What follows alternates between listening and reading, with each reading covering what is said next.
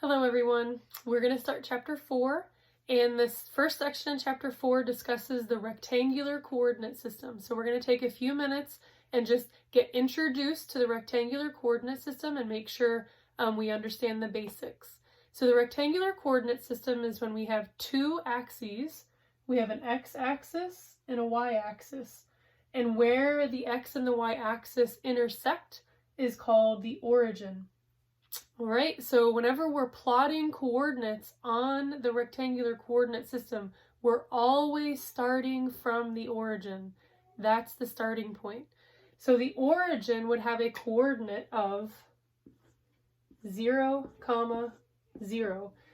Because of where we're starting, we're not moving from this point at all. We're not going over to the left or to the right or up or down from this point at all. So since this is the starting point, the origin would have a coordinate of 0, 0. Now, when we look at our coordinates, we have the generic form of x, y. So our x value travels along the x-axis. So starting at the origin, we're going to be moving along the x-axis first.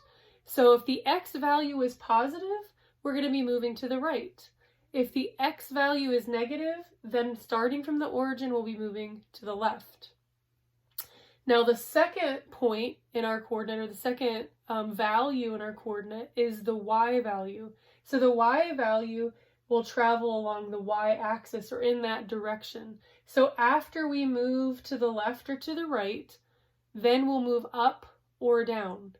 Okay? So again, if the value in the y spot is positive, we'll move up, and if the value is negative, then we would move down. So let's go ahead and plot a couple points and make sure that we understand what we're looking at.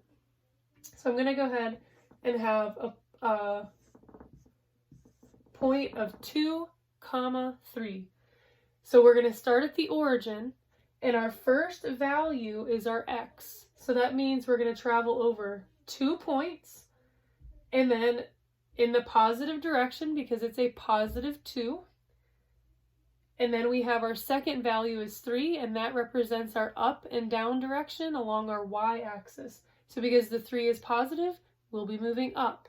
So from this point, we're going to move up 3 points. So over 2, up 3 gives us a point right here, which would be 2, 3. So let's do one that has some negatives in it. So why don't we do -2, 4. So again, the point always starts at the origin. So we're starting at the origin, and this time our x value has a negative value. So that means we're going to be moving to the left instead of to the right. So it's a -2, so that means we're going to be moving over 2 spots to the left. And then we have a value of 4, which is positive in our y. So that means we're going to be going up 4 units. So over 2 to the left, up 4. And then this would be our -2, 4. We can try one more. If we have -3, let's do both -3s. So again, if we have a -3 on our x, so our x value is always first, so we're traveling along our x, which is basically like our number line that we've learned about before.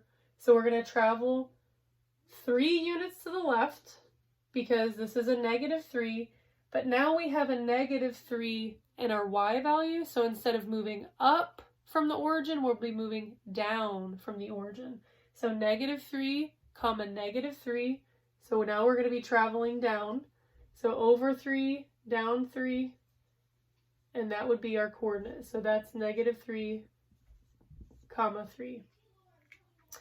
So something that we want to be able to do with our points is make sure that if there's a point, can we come up with the coordinate? So right now we have, here's the coordinates, plot the coordinate, but what if it's going backwards or reversed?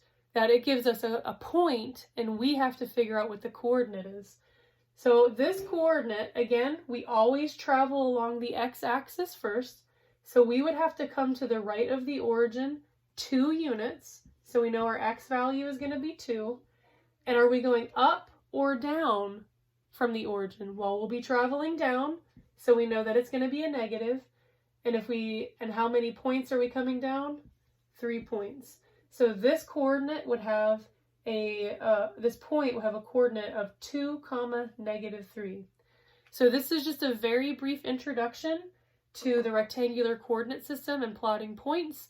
There will be a few homework problems that apply this concept, and I do have a Khan Academy video posted as well that you can watch that gives more examples as well.